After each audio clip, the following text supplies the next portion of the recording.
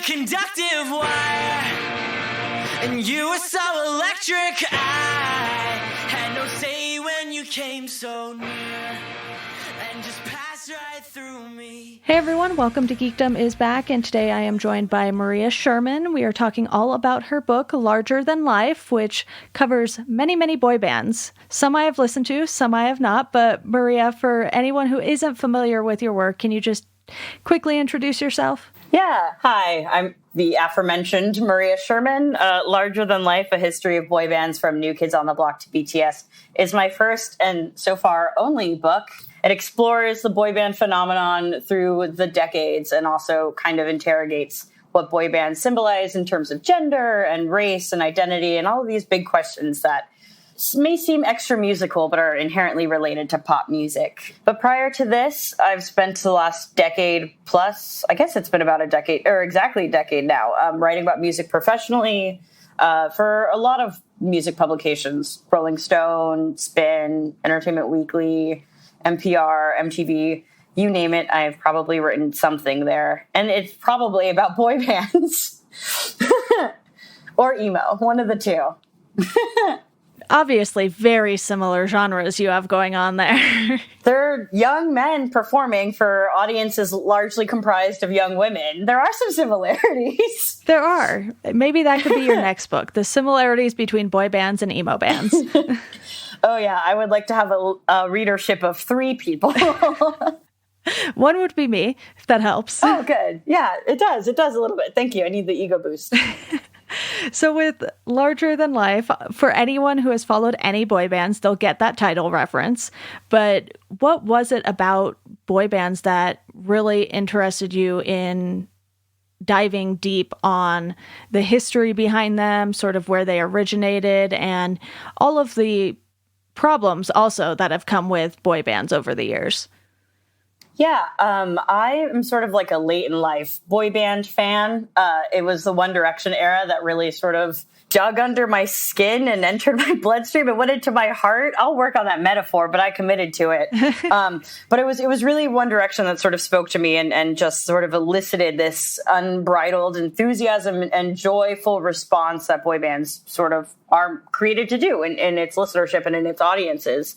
And then I found in my profession as a working music critic that there wasn't a lot of maybe intellectual curiosity around boy bands beyond considering them to be this like manufactured, mechanized music machine, which is arguably the same language you could use to describe all pop music or all pop performers at a certain level. But I wanted to sort of just give boy bands the same sort of consideration that I would any other form of music, and sort of unpack why it is that they seem to be this sort of continuously degraded space in popular music. And I think like the most obvious reason, and there are a lot, is simply that when we talk about boy bands, what we're really doing is we're talking about their audiences, which are young women and also some queer youth, but primarily the images of like a child or like a tween or a teen screaming fangirl who has always been sort of derided in pop culture.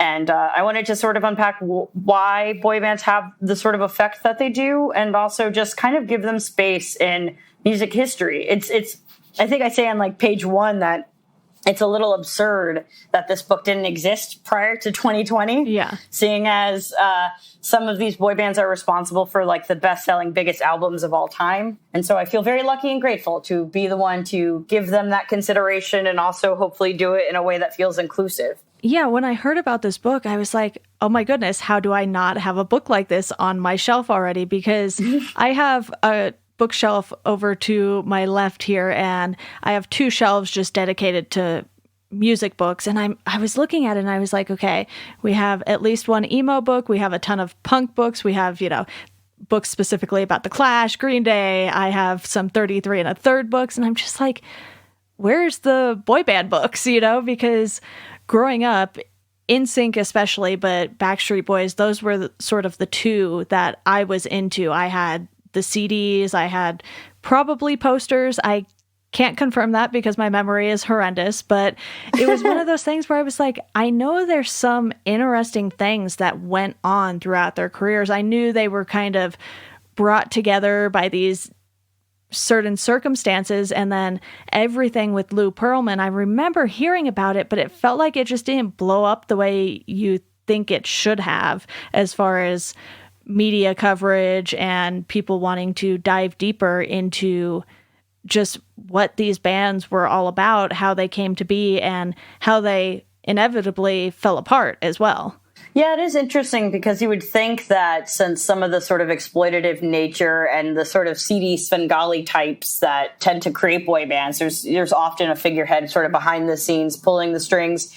You think with all of those elements, which seem sort of like theatrical to me, they seem like something out of a movie, that there would be a little bit more interest, and I think there is. It just hasn't been given the same sort of space and just like introspection to, it just simply hasn't been written in this way before.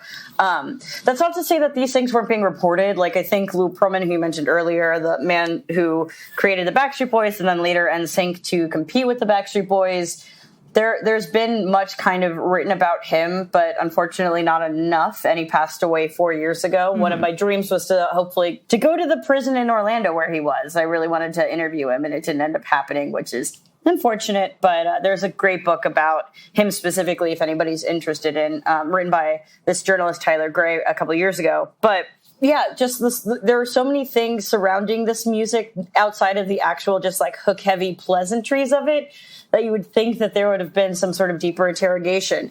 And that's not to say that my book is the end all be all. I think it really establishes a sort of like foundation. It's supposed to act like a primer into this world. And then hopefully if you find a group or like a phenomenon in this that you're interested in, you'll go and do research, and then hopefully someone will write a book about it.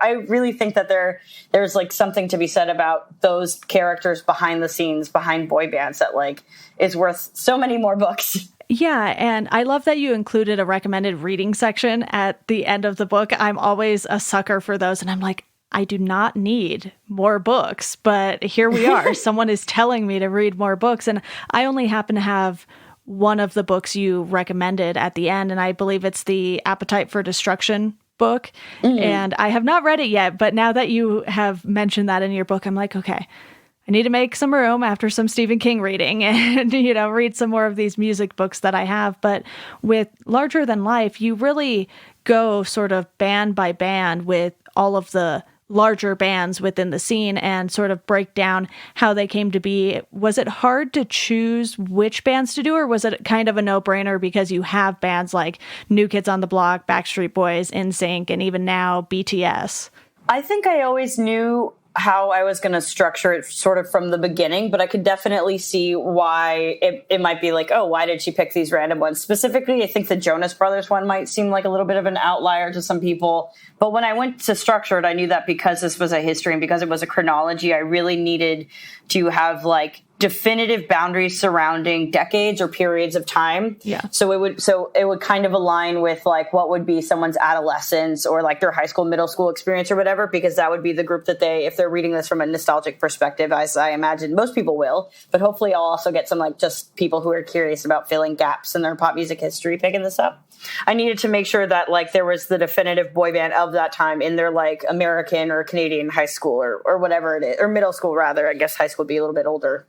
So that was kind of easy to structure. However, it might seem a little strange simply because I think there are boy bands that are like Take That is obviously globally bigger than like a Jonas Brothers were at the time, just because it was more of like a flash in the pan sort of thing, tethered to Disney Channel. But it was mostly just structured to have this like definitive decades represented. And then I found that the groups that I did end up picking really served as exemplars of like whatever cultural movement was happening at the time. Like, I think Backstreet Boys and NSYNC were kind of an obvious choice, but then even just like the next era with the Jonas Brothers, I think just being sort of this like flagship group for teenage abstinence is kind of perfect, because it really does sort of speak to what was happening in like Western youth at the time, this whole purity movement. And there are other examples of that. BTS, obviously, because they're the biggest K-pop boy band in the world, or maybe the biggest group in the world. So some of them are kind of just obvious, and some took a little bit more interrogation. Yeah, particularly with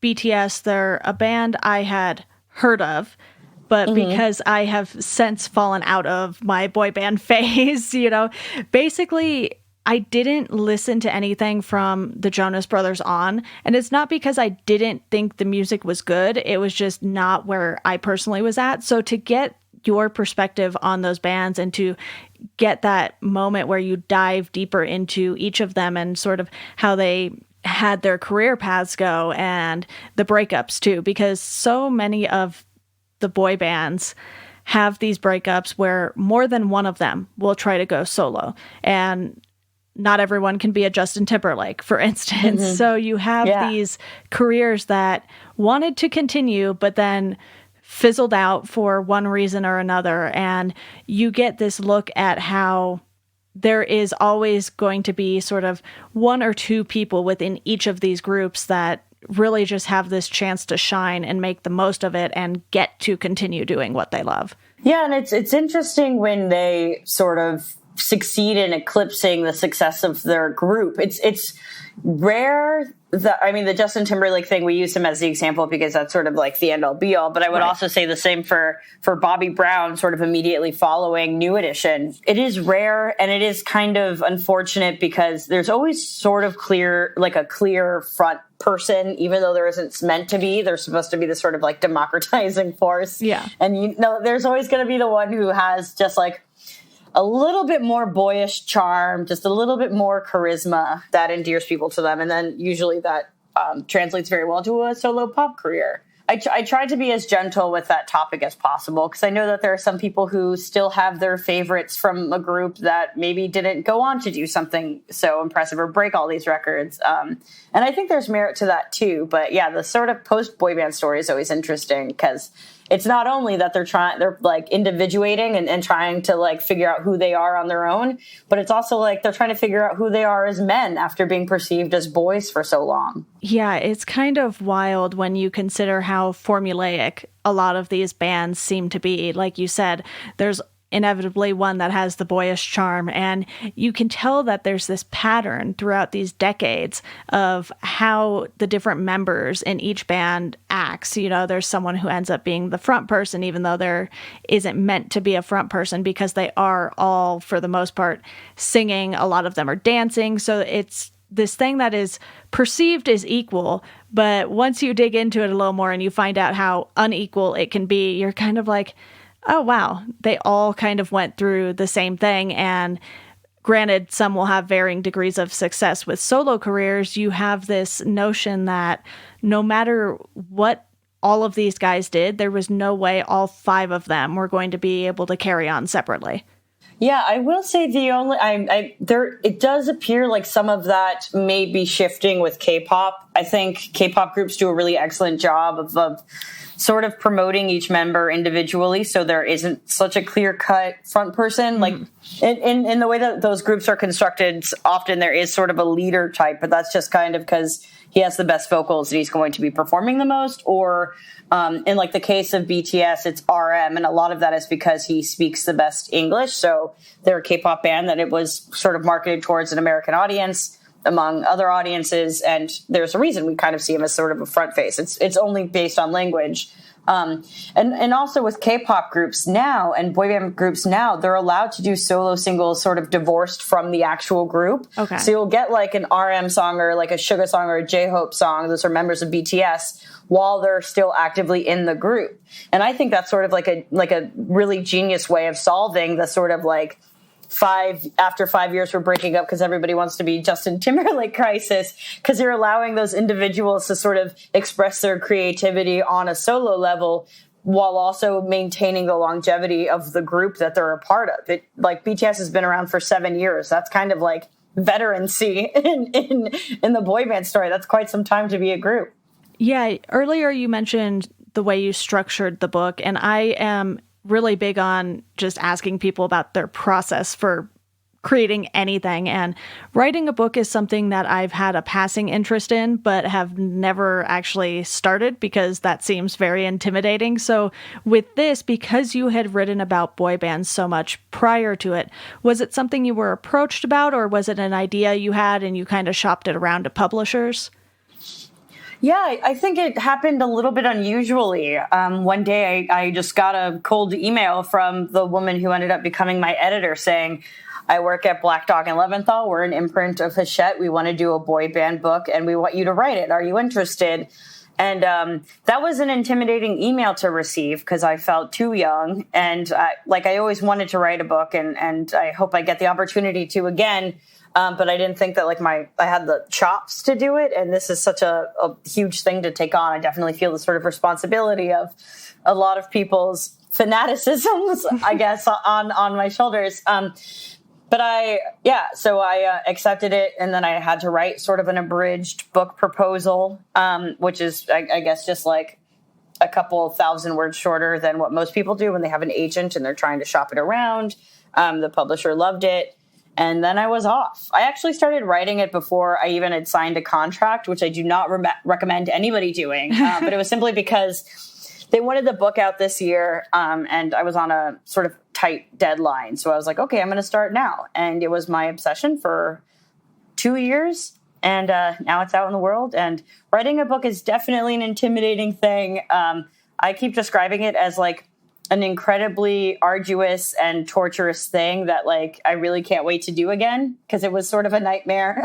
It's actually sort of a lot like living in a socially distant reality. I felt very equipped for this new mode of being because I was already staying at home working all the time, and now I'm just doing it again. Yeah, I really get the sense that once someone writes that first book, they find they're sort of addicted to the idea of it at least, and then they want to keep going and going. And you have people who will write full-on novels, never have them published, go on, write something else, and then, it could be 5 or 10 years before they even get someone who is interested in publishing this. So the fact that you were approached does seem to be a little unusual in the sense that they had to be looking for someone to write a book about this specific topic that you happen to be obsessing over and had already written, I imagine, dozens upon dozens of articles about. So it feels like you had this experience writing about these bands already, and that's what appealed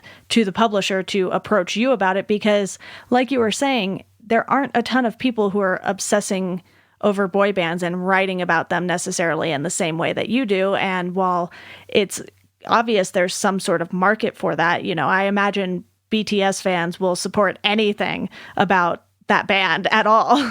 Well, yeah, but if they're portrayed in the way that they appreciate, I've definitely been on the receiving end of K-pop fans' mobilization efforts because they've disliked something that I wrote or the way in which I've written it. Because I don't think I've ever been particularly critical of K-pop outside of the sort of exploitative practices that everybody should be critical of, and I'm critical of that in every facet of music, as I am in this book. But yeah, I certainly recognize that I'm very grateful, and it was a little bit strange that I was simply approached out of the blue. But I think that also, if anybody listening to this is curious or interested in writing a music book, I think that shows that there's interest out there. And there are so many topics like this one where it feels like something that is incredibly impactful culturally, but maybe hasn't been given the same thought or the space that a book kind of takes up. And those stories need to be told. It feels like a little bit of a rebellious action to write a boy band book. I'm sort of challenging pre-existing musical canon by saying, no, I mean, I don't know. Jimi Hendrix is great, but so is NSYNC. I don't know. Yeah, because the book is all encompassing of boy bands on a broad sense, do you see yourself ever just picking one band, like One Direction, let's say, and just doing a full book on only One Direction? I think somebody else should write that book. I love that idea. Yeah, there's so many brilliant One Direction is also it's kind of interesting to see because maybe it's my age where I'm part of a generation where there are a lot of more music and art critics who are like in their late 20s or early 30s and are women and have interest in the subject, that there are so many other talented people who should definitely write a One Direction book. But I'm not opposed to the idea of writing a book on a single band. With Larger Than Life, you make a point of keeping it playful, but also gearing the conversation more towards adults, which I think is very interesting. This is definitely not a book that I would say middle school kids should go and read right away. You know, No. Let them grow up and read it in that sort of nostalgia factor way that you mentioned earlier. But this is PG-13 plus. very much so. And you even get in references to, you know, Blink-182. I was reading this and I actually took a picture of the specific paragraph that mentions Blink-182 and I sent it to some friends because I was like, guys, look at this book I'm reading. It's fantastic. And they were like, what is that? I need to know. And I was like, it's not out yet, so don't tell on me. But here's the Amazon link. So, you know, it's one of those things where I think with music, people can just get excited about even the smallest of things. And that can really carry a fan base. You know, you mentioned with BTS that you've sort of seen both sides of the fan base. And because they're really passionate about it, even if maybe they didn't exactly like what you said, I'm sure it still got promoted in some way because they had something to say about it. Yeah, absolutely. I am, I guess, like a little bit trepidatious to see what the response will be because this is also like written with some humor. It was important for me to make sure that by writing this, it was smart, but it was also fun and funny because I think that is what makes boy bands so great. I wanted to like keep the integrity of like the boy band spirit alive, which is that it is kind of silly and at times can be a little embarrassing, but is really just a sort of like unrelenting, like happy experience. That said, I do get a little tongue-in-cheek. I do get a little sarcastic in moments, and I hope people don't read that as like straightforward sincerity and get really angry. and I feel like I had to write it that way because otherwise, boy bands are just like the most sincere and earnest thing pretty much in the world. And like in your appreciation for it and in the actual music, obviously behind the scenes and in business, nothing is totally so wholesome.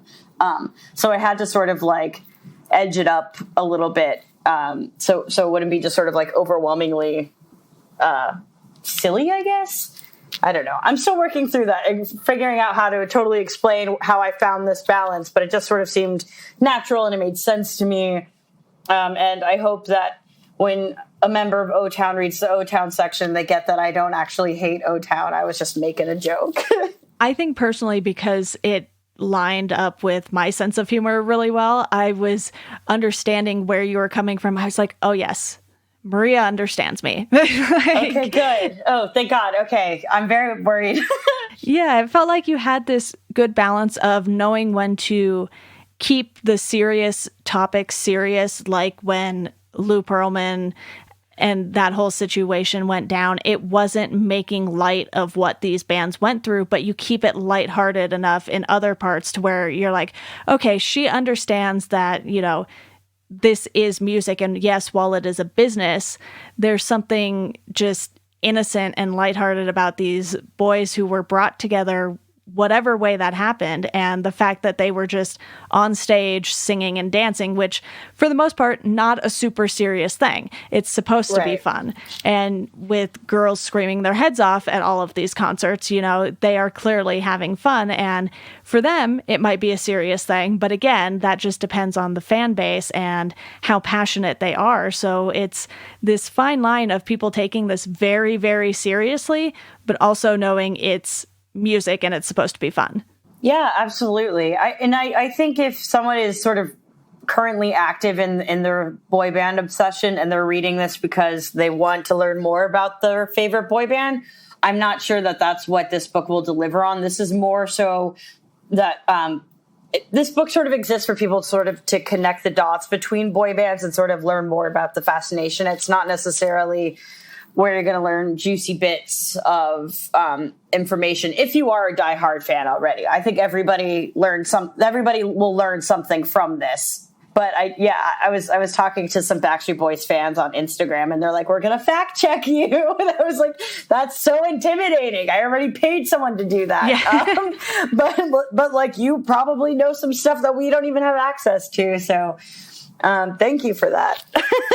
They probably have these very specific scrapbooks that they kept from the Backstreet Boys days that have all this random information that you probably can't get a hold of now. But I think what's interesting is the fact that you do make connections back to bands that go even beyond when the term boy bands came about, because you mentioned the Temptations, the Four Tops, and you have these groups that, you know, maybe they were a little older, maybe they were late teens, early 20s when they started, but it's really the same sort of thing. They weren't 14, 15, 16 necessarily, and you get this feeling that because of the success of groups like that, someone was like, oh, let's just make them a little younger and appeal to a different audience maybe and see where that gets us. And it blew up like crazy in the, you know, late 90s, early 2000s. Well, I will say, like, the Jackson 5, obviously, Michael Jackson was, like, super young. They were young. They were just performing songs that sort of made them seem older. And then, of course, there was, like a race conversation there. When you see black boys singing love songs, it's coded in the mainstream as being more sexual than if white boys do the same exact thing. It's actually strange because I was looking back and I was thinking about, like, even Backstreet Boys and NSYNC. They were teenagers, but some of them were pretty old. Like, Kevin Richardson was, like, in his mid-20s when this was already happening, which is, like, not old at all, but seems pretty old for a boy band. Yeah. But sort of returning to your previous point, it was important for me to try and figure out where the boy band phenomenon starts, and I hope people read this and they kind of realize it's a little bit inconclusive. I detailed very, very quickly a sort of like brief male vocal group tradition, because I think as soon as you have groups of young boys dressing the same and singing secular songs, that's so clearly like the format of what boy bands were. And then when it becomes love songs, it's like officially a boy band. It was important for me to like recognize that, because it's not just like New Kids on the Block happened and then now there are boy bands, which I think is honestly the public perspective, because you would say, like, most people have been asking me like about, and they'll use the term the golden age of boy bands, referencing Backstreet Boys and NSYNC.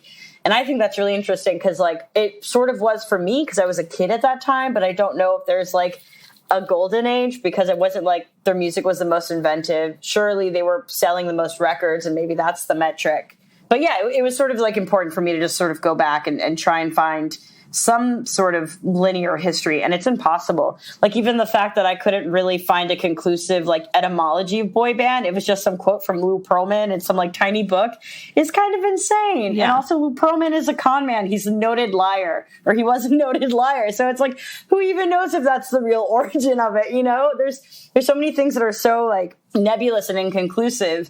And it is funny that you were when I brought up the Backstreet Boys fan, and you were like, oh, they probably have like old clippings and stuff that they've maintained for so long. I bought a bunch of old teen magazines off of eBay to try and do some research. And it's kind of hilarious how some of the stuff is just like straight up lies or total fluff, or like just inconsistent, like constantly like answers changing all the time. So I was really reliant on other material, and it was slim pickings. I thought there would be a lot more out there, even if it was just cloaked in the like, what's your favorite color language of teen magazines. Yeah. It was kind of challenging to do research from that perspective. Like, and when I say things were inaccurate, I think they would get like dates wrong or achievements wrong, just like boy band members themselves. And there is so much Lance Bass talking about what type of girl he likes. And I'm like, come on, dude. Like, not even. We all know now, Lance. Yeah. And I mean, of course, there are a lot of reasons why you would hide your homosexuality or your queerness in boy bands, and we've seen that time and time again in boy band story. But yeah, it is kind of interesting to go back and look at that stuff, because I'm like, who even knows what really happened? Like, another example of that would be I talk about when NSYNC realizes that Lou Pearlman is stealing from them, and they go out to this fancy dinner and they open checks that are either for $10,000 or $25,000 after 3 years of work, which is absurd because they were making millions in record sales. Yeah. But the fact that number is even inconclusive because Lance has said it differently twice, you know, it is kind of funny that it's like some of this stuff is still so just undocumented. And I hope this book inspires people to find concrete answers in the story, because it is sort of silly how it can be amorphic. Yeah, and you can't necessarily blame that on the bands because they were so young at the time. They didn't really understand the business from that sort of more mature perspective. And if you ask them now, I'm sure all of them would have a much better grasp on how the music business works, or how it was supposed to work for them anyway. And it totally and completely failed them because they trusted one wrong person. And you see that when you have people skimming money from companies, and it takes them years to realize it. And it's just so unfortunate when you hear these kinds of stories, even though it happened, decades ago at this point, pretty much almost 2 decades ago anyway. And you feel bad for them, but at the same time, you're kind of like, okay, we know who is at fault for this, and you don't blame any of the members. So you hope for the best for them, because legal battles are so long and tedious, and most people won't care to read about them. So I think the way you covered it works perfectly with the whole vibe of the book. It's like, this thing happened. I'm not going to go into major details about it, but I'm going to tell you what you need to know, what's inconsistent. And then, if you want to dig deeper into the music business as a whole, that's totally up to you. And as someone who majored in music industry, it's something that I was like, oh yeah, I remember hearing about this happening, and it's so fascinating and so horrible at the same time. Yeah, and you can't really remove any of that from the boy band story, because the one thing that was pretty challenging about writing this is sort of isolating what I felt to be the most important aspects of the story, because I think someone could very easily sort of write a boy band history through like as a queer history or sort of a race history. And this book tries to cover all of those topics as quickly and as in depth as possible, because there are so many elements of it that are so critical and sort of just intertwined with the actual story. And I've also always benefited from music books that talk about the business in a way that is a little bit more like colloquial or friendly. Mm-hmm. I have a hard time getting through just like music business books in general, but I think that's just because I'm stupid and I need there to be a story for me to latch on to. And I hope this acts as that for somebody, where they can kind of get the gist of some of those exploitative behaviors. And I also think, like, if someone's going to write like a definitive book on like Taylor Swift or something, so much of that is going to be like drama with Scooter Braun and like rights and masters and all these things that like may not be so juicy, but when you kind of sit down and interrogate what's happening and who the sort of bad eggs or who the bad players are, then it is interesting. And then people are interested in sort of learning more about just business workings and how crappy this industry can be, I guess. Yeah, and it's also one thing when you're talking about these mega artists who so many people cared about throughout the years. And, if you were talking about some artist that maybe has, 100,000 streams on Spotify and how a record label did them wrong, not as many people are going to care. But when it's someone like Taylor Swift, to use your example, that's something that a lot of people are going to want to read, because anytime Taylor Swift's name pops up, her fans are going to go crazy. People just who are interested in music like yourself and I on a business level, we're going to want to kind of find out that story too. And even if we may not be the people to tell that story, I'm willing to bet someone is going to at some point. I feel like that's just too big. It's like when everything happened with Kesha as well, and her producer, and you're kind of like, okay, well, what's what? And you don't really want to go to necessarily 10 different news sources and try to piece the story together yourself. You want someone else to do all the hard work and then just give it to you. And because your book is about 200 pages long too, it's not this big grand opus about boy bands. It's like, here's what you need to know, and I am not going to put a ton of filler in. And as someone who has been reading Stephen King books for another podcast, I greatly appreciate brevity in books right now, because I've been so swamped with reading these, 500 plus page books back to back to back sometimes. And with this, it was a nice breather, because like I said earlier, while it was serious, it was still extremely fun to read. And I think that's important when you're trying to touch on something that maybe you could go a lot more in depth in on a more serious note, but you also still want to just have it live up to the general idea of what a boy band is. Yeah, and brevity was also key because histories in general can be a bit arduous to read if it's not presented in some sort of digestible way, if there's not a particular angle, if it's not, I guess, just presented in some sort of like cohesive narrative. I didn't want, because I had to get through a lot of information, but I really didn't want it to sort of drag on. And that was a obvious fear. I think it probably comes across as like why we're like, all right, we got to get through this capsule history. You got to know what happened to Backstreet Boys to create them before you can figure out the pieces of like the exploitation, before you can figure out how we get to NSYNC, before you can figure out how like rivalries become a part of the boy band story and all of these sort of other seemingly extra musical but so intertwined with the actual music things. So I think you could easily take each chapter of this book and write another book about it and then turn it into a boy band encyclopedia series. Yes. Which would be so fun, and I would love that. I don't know if I have it in me to write that, but I don't even know if there's interest in that. But yeah, I really am happy to have this book serve as like, these are the ABCs of this story, plus some gender theory thrown in for good measure.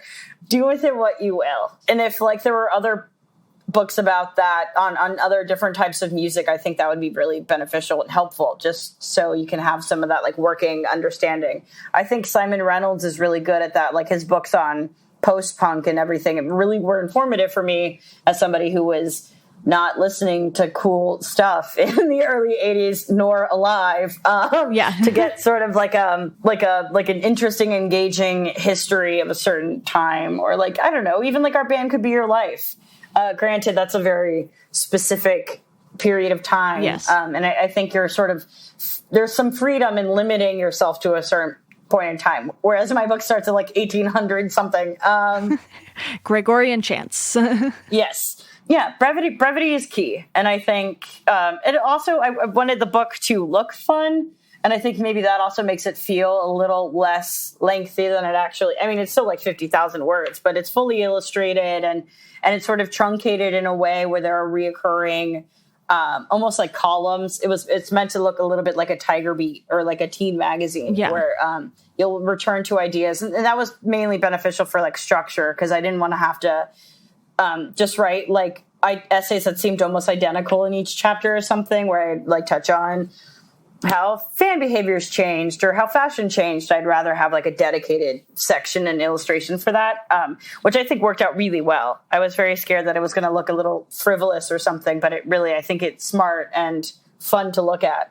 I'm glad you brought that up, because I was literally just about to ask you about those style pages where you go over the outfits, and you obviously have the denim look from Brittany and Justin. And I thought that was just such a fun way to see how even fashion styles have changed for boy bands over the years, because it's like, yes, they've all had a very specific look, but it's also a specific look that can't necessarily be replicated today. They weren't just coming out in 3-piece suits, because if that were the case, some would have been baggy, some would have fit better, but they would have still just all been suits. They had much more unique styles attributed to them, and you can, take a look at an all-white getup and you're like, oh, that's the Backstreet Boys. Yeah, and it's very interesting, because sometimes I think of it as like, well, boy band fashion, is it like a chicken or the egg situation, where it's like the Backstreet Boys NSYNC era is so fun for me to think about, because I think the fashion of the early 2000s were like impossibly bad. It's like so embarrassing to look back at, just like the super low-rise jeans for women and just like silly baggy, like these white kids from Florida dressing like they were some sort of like hard hip-hop group. It was so ridiculous. It's kind of funny, because I always think like, okay, are they the reason the fashion is so bad? Did people look at them and think, oh yes, we should also wear snowsuits and tiny sunglasses. This is going to work. Or was it the other way around? Recently, I had the opportunity to interview NSYNC's stylist of many years, and this guy is so cool, and he should write a memoir for sure. And he was telling me that they were just kind of like throwing whatever they could at the wall and seeing what the boys liked, and just went really crazy for the fun of it. Like, the whole reason everything was bedazzled in the early 2000s was just because he decided he wanted to bedazzle something someday. And then, like, the boys were like, oh, yeah, we love that. And then they just bedazzled everything for NSYNC for years.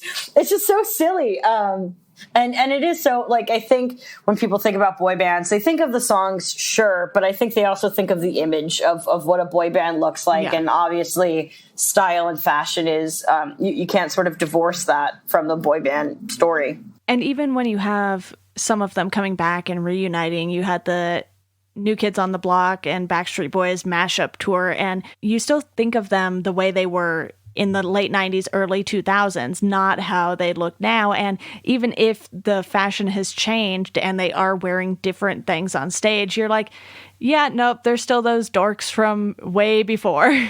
Yeah, they are. I mean, in my heart, they are. I don't know if so much has changed. It would be interesting if someone did a trajectory of like aging boy band, man band fashion, because I think there are a lot of similarities there. I feel like they always wear like dark neutrals and maybe like those scooter denim jackets. You know what I'm talking about? They don't have a collar. It's just like that button around the neck.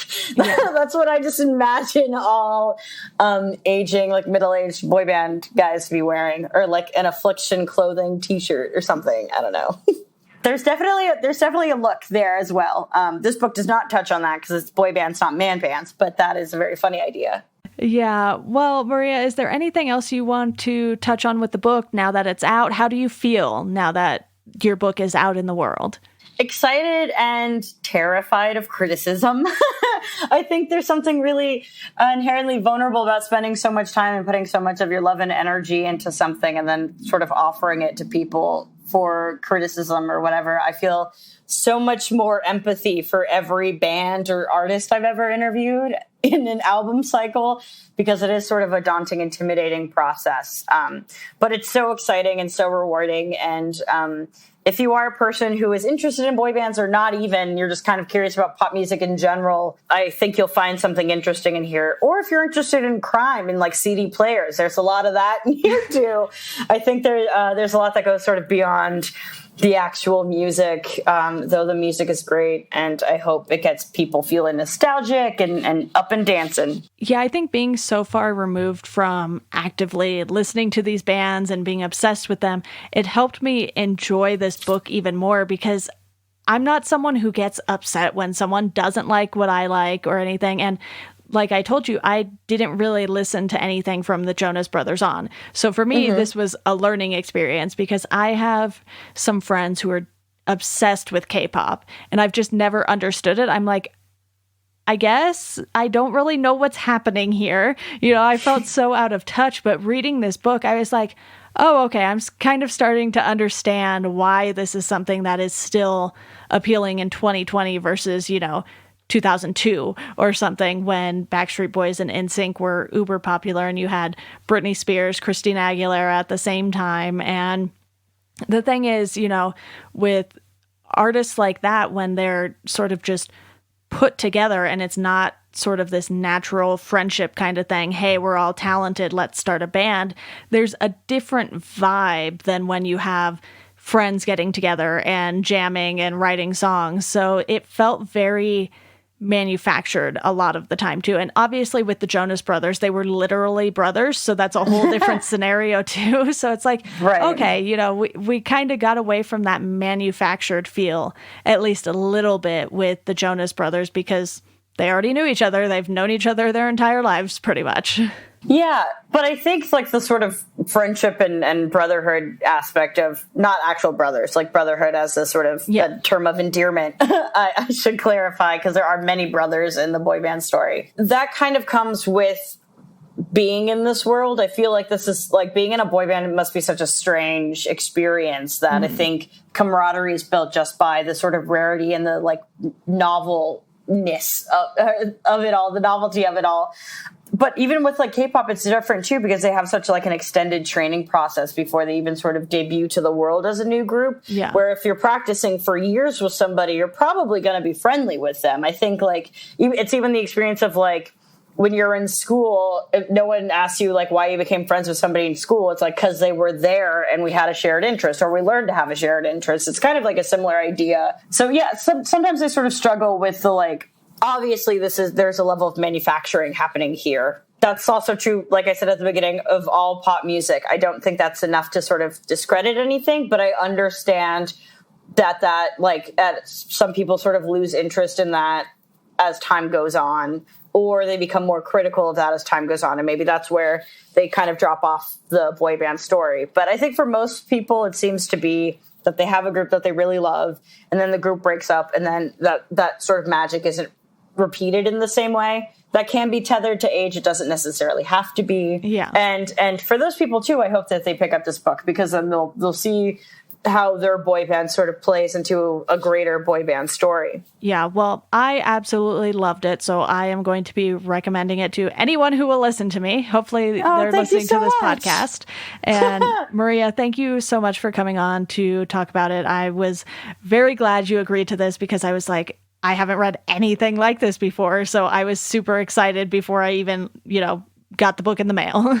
Oh, well, that makes me so happy. Thank you so much. I really appreciate it. All right, everyone, that does it for this episode of Welcome to Geekdom. If you want to support the podcast, you can do so through our Patreon. You can sign up for $1 a month. That'll get you a thank you on the show. $2 a month, you get to pick a topic that myself and a guest will discuss on the show. For $5 a month, you can join the Welcome to Geekdom Slack group, where you can talk to myself and various guests who have been on the show. If you want to follow us on socials, you can do so at GeekdomPod on Twitter and at Welcome to Geekdom on Instagram and Facebook. And as always, thank you for listening, and we hope you enjoy the rest of your day.